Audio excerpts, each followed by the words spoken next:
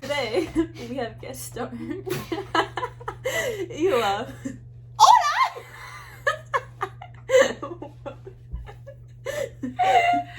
Soy Dora! She speaks fluent Spanish. Oui! That is not Spanish. Yes.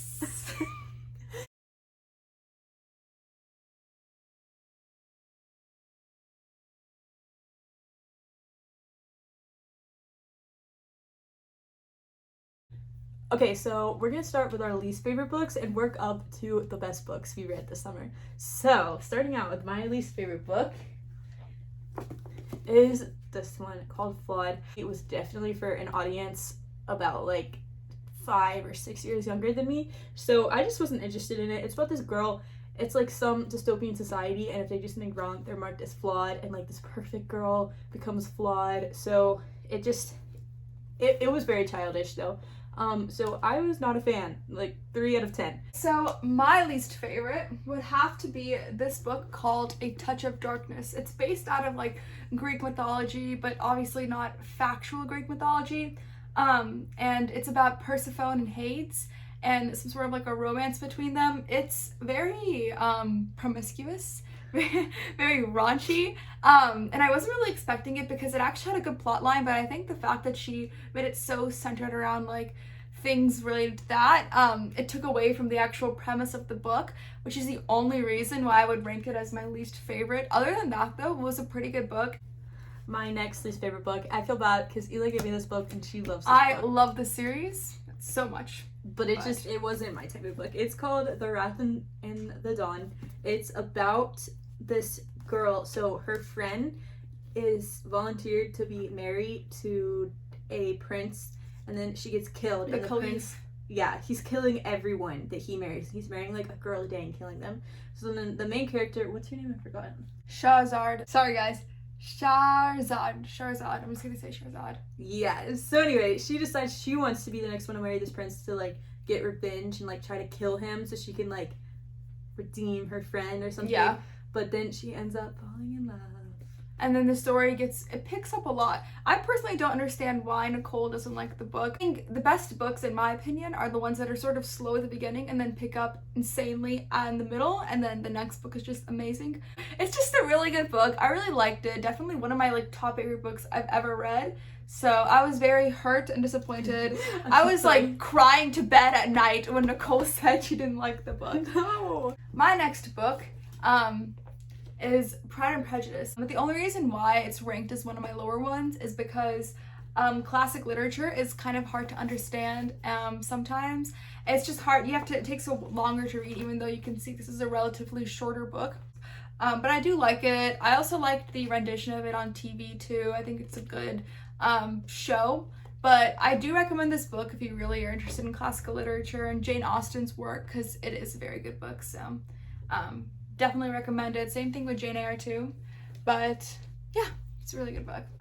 My next is Turtles All the Way Down by John Green. It's about this girl who's trying to figure out some mystery with this guy that she sort of had a thing with when she was a little kid. His father went missing and he's like super rich, like billionaire. So it's like if they find where he is, it's like a $50,000 reward or something. And so now she's kind of getting back together with this guy and they're trying to figure it out. But it's not really like a thrilling mystery. It's kind of just like slow. The biggest thing about this book, which I think is the reason it became a bestseller, is because it also tells the story of a girl with OCD. It was very meaningful, I guess. Okay, so this is a book that Nicole let me borrow, and it's basically about this girl named Rachel who takes this train every morning and every night. She has a lot of problems with her husband, Tom, who she really loved, and is still trying to get over the fact that he's dating a new person, has a new child, until she sees this sort of mystery unravel with this couple that she watches every day as the train passes their house. And as she like inserts herself in that mystery, she meets up with Tom and his new wife, and a lot of just drama is centered around that. And it's a very interesting novel, really written in like different perspectives from all the people involved in this case. Such an interesting novel. I highly recommend it, and if you like murders and mysteries, it's very good. Sure. And also, like, the thing about it is, like, the person who's telling most of the story, it changes perspective, but the girl who's like the main character, she's like also kind of crazy, so she doesn't really like know what's going on all the time. So some of it, it's like it would be so much easier for her to figure out like who the real killer was if she just remembered, but she doesn't. Yeah. Next book, We Were Liars. We both read this book. Yes. It was really good. I like the writing style a lot, and I really like this author. It's about this girl who, she's at the beach. She goes to like this beach house every summer, and one day her parents like find her on the beach with like some injury, and none of her friends from the beach house are around, and they're not talking to her anymore, and she knows she got in some like big injury or accident, but she has amnesia, so she can't remember what happened, and the doctors are saying like no one should tell her what happened, she should like come to her own terms with it. So the whole story is her trying to like figure out what actually happened. It's a huge plot twist at the end, very unexpected. Kind of infuriating. I definitely was messed up after reading the end of this book.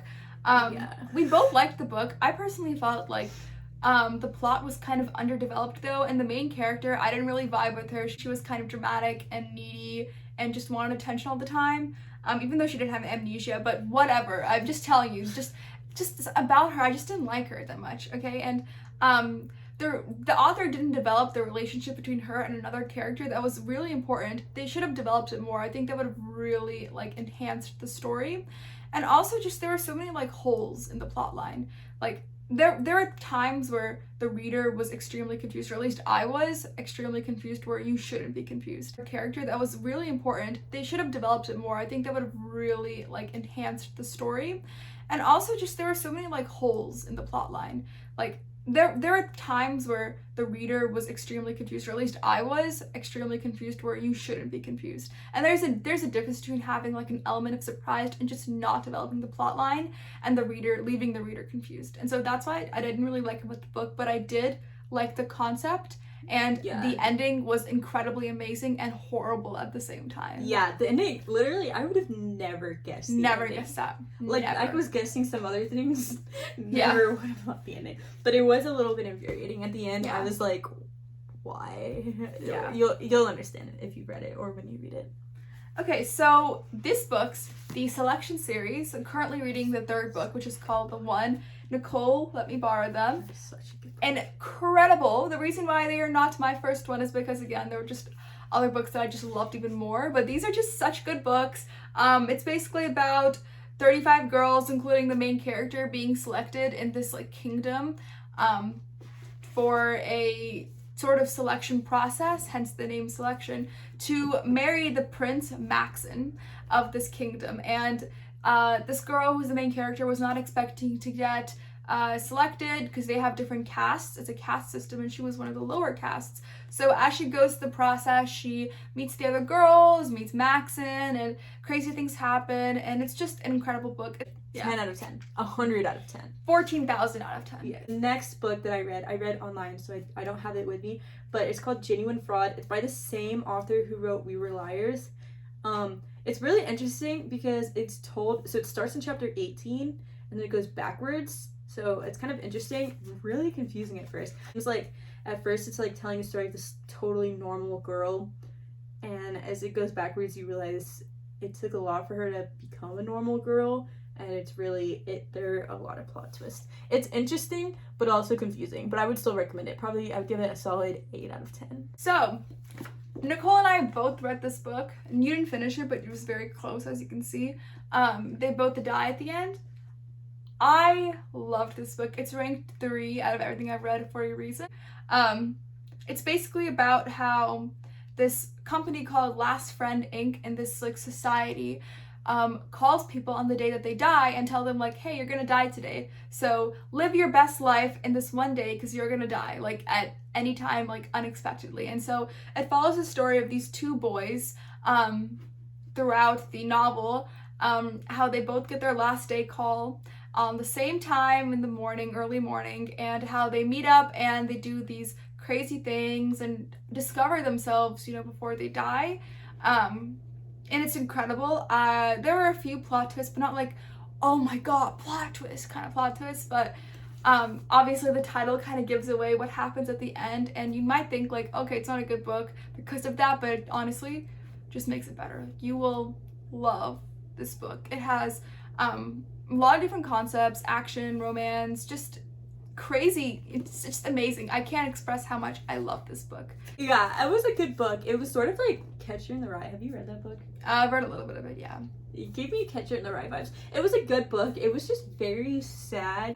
Yes, if you don't, but it's not like horribly sad or anything. Like, I didn't cry, but I also don't cry from books. So my next book is One of Us is Lying. This book is pretty famous. I feel like every single person who has ever walked into a bookstore knows what this book is. It's amazing. I never even read it because I thought it was kind of like cliche, but it's actually pretty good. Big so good. Plot twist at the end.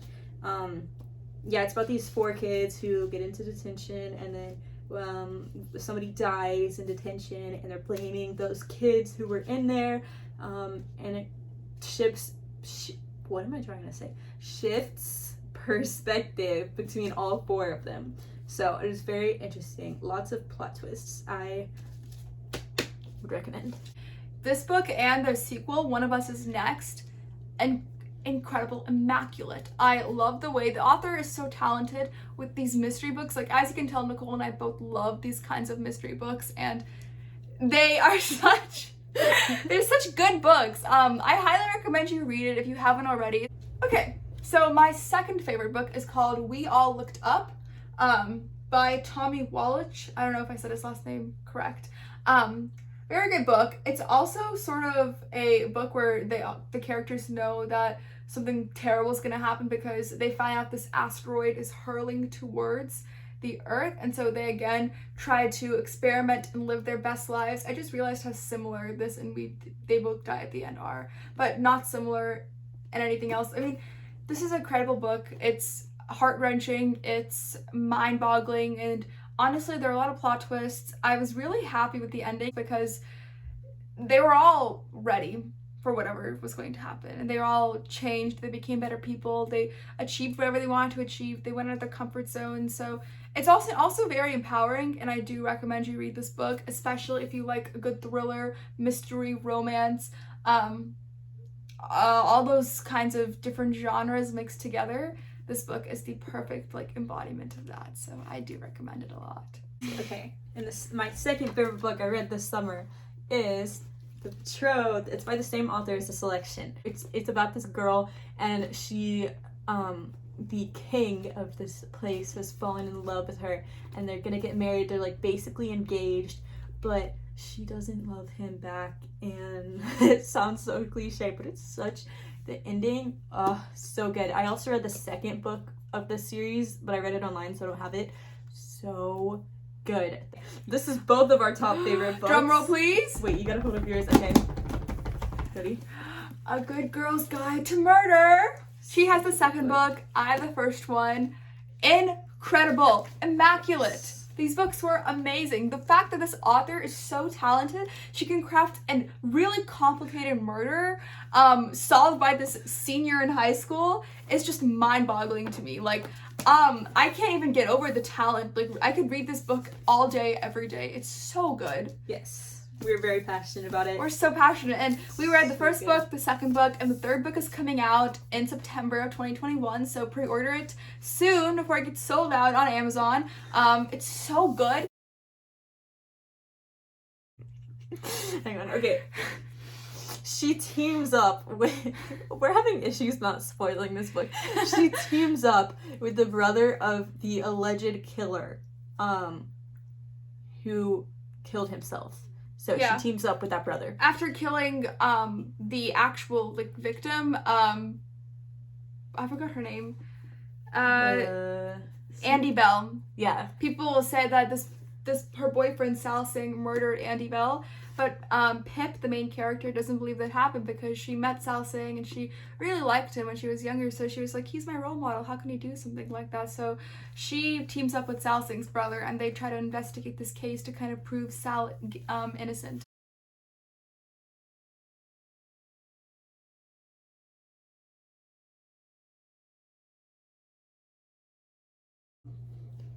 Bye, guys! Yeah. Subscribe. Subscribe!